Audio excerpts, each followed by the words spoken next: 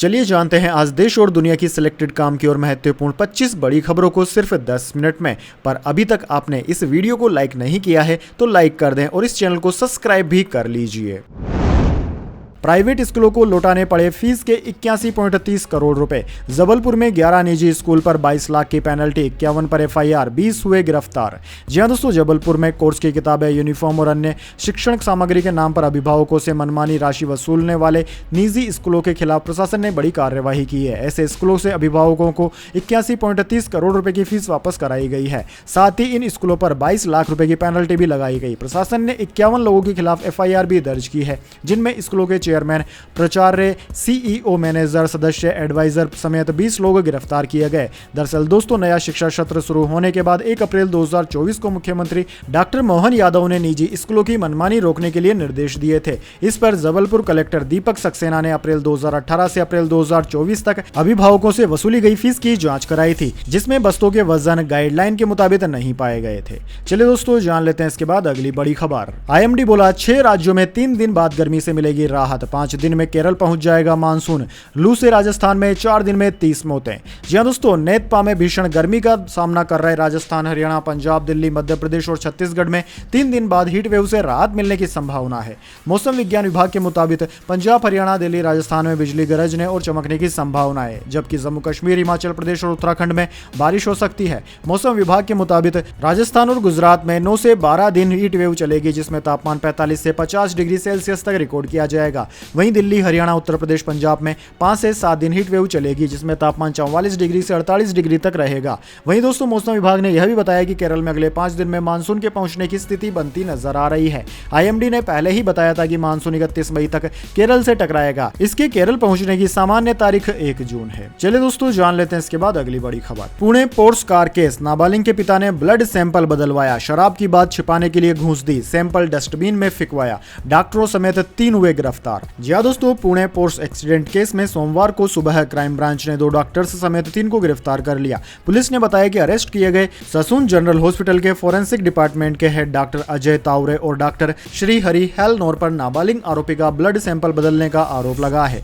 तीसरे आरोपी का नाम अतुल घटकांबले है। उस पर आरोप है कि उसने डॉक्टरों की मदद की। पुलिस कमिश्नर अमितेश कुमार ने प्रेस कॉन्फ्रेंस में बताया कि नाबालिग आरोपी के पिता विशाल अग्रवाल ने डॉक्टरों को ब्लड सैंपल बदलने के लिए घूस दी थी। डॉक्टरों ने ओरिजिनल ब्लड सैंपल डस्टबिन में फेंक कर किसी अन्य शख्स का ब्लड सैंपल लेकर रिपोर्ट बनाई, जिससे नाबालिग के नशे में होने की बात छिपाई जा सके। दोस्तों, पुलिस ने नाबालिग के पिता के खिलाफ धोखाधड़ी, क्रिमिनल कॉन्स्पिरेसी और सबूतों से छेड़छाड़ का केस भी दर्ज किया। इससे पहले उनके खिलाफ जुवेनाइल जस्टिस एक्ट के तहत बच्चे पर ध्यान न देने का मामला भी दर्ज हुआ था। चलिए दोस्तों, जान लेते हैं इसके बाद अगली बड़ी खबर।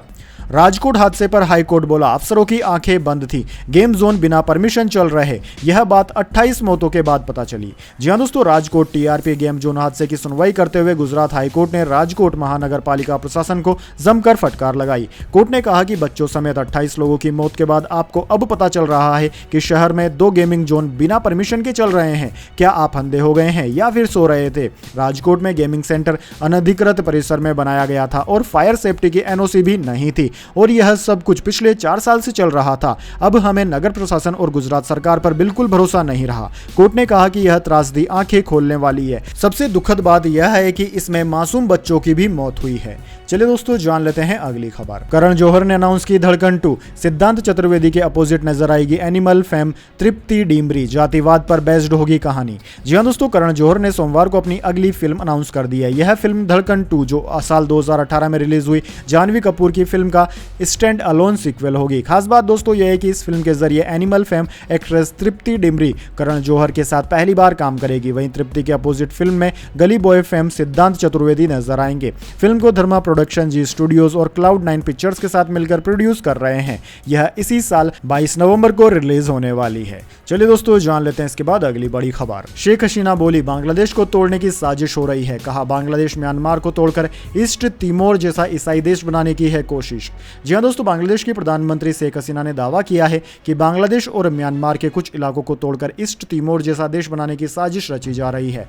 उन्होंने कहा कि वो ऐसा कभी भी नहीं होने देगी। हालांकि अपने बयान में प्रधानमंत्री शेख हसीना ने यह नहीं बताया कि इस प्लान के पीछे आखिर कौन सा देश है। दरअसल दोस्तों, Bangladeshi website the daily star की रिपोर्ट के मुताबिक शेख हसीना ने यह भी दावा किया कि उन्हें 7 जनवरी को चुनाव से पहले यह ऑफर दिया गया था कि यदि वह अपने देश की सीमा में एयरबेस बनाने की अनुमति देती है तो उन्हें बिना किसी परेशानी के चुनाव कराने दिया जाएगा। चलिए दोस्तों, जान लेते हैं इसके बाद अगली बड़ी खबर। पापुआ न्यू गिनी में मलबे में दबे 2000 लोग, 4 दिन से हो रहा है लैंडस्लाइड।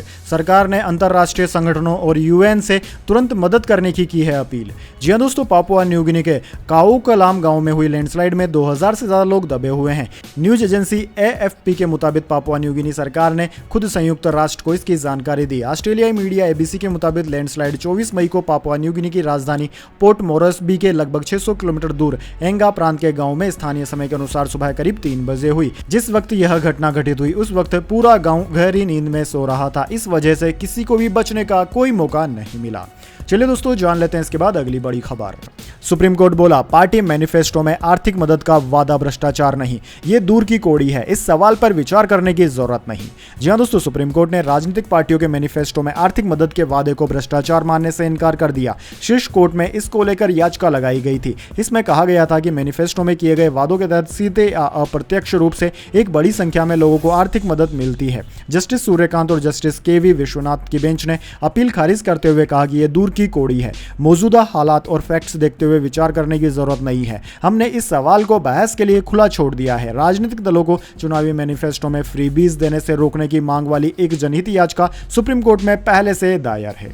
चलिए दोस्तों, जान लेते हैं इसके बाद अगली खबर। भाई बहन पर नहीं फूटेगा ठीकरा, खड़गे साहब आपकी नौकरी जाने वाली है। अमित शाह ने बताया चुनाव के बाद कांग्रेस क्या करेगी।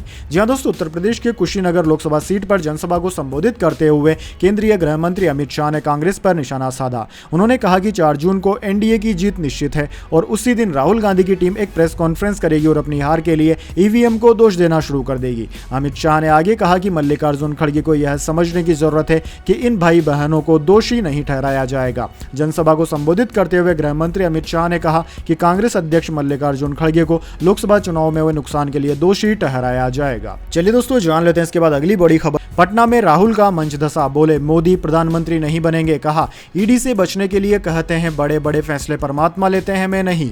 जी हां दोस्तों, राहुल गांधी ने आज बिहार में 3 सभाएं की। 12 बजे पटना के बख्तियारपुर में, 1:30 बजे पालीगंज में और 3:30 बजे आरा में सभा को संबोधित किया। पालीगंज में राहुल गांधी जैसे ही मंच पर पहुंचे तो मंच का एक हिस्सा धंस गया। राजद कैंडिडेट मीसा भारती ने राहुल गांधी का हाथ पकड़कर उन्हें संभाला। थोड़ी देर में सुरक्षाकर्मी भी आ गए, लेकिन राहुल ने कहा मैं ठीक हूं। सभा को संबोधित करते हुए तेजस्वी यादव को बब्बर शेर बताया। उन्होंने कहा कि हिंदुस्तान में अमीर लोग अमीर होते जा रहे हैं और गरीब लोग गरीब। राहुल ने कहा कि हिंदुस्तान के प्रधानमंत्री ने 10 साल में कुछ नहीं किया। राहुल ने प्रधानमंत्री मोदी पर निशाना साधते हुए कहा कि ईडी से बचने के लिए कहते हैं कि बड़े बड़े फैसले मैं नहीं लेता, परमात्मा लेते हैं।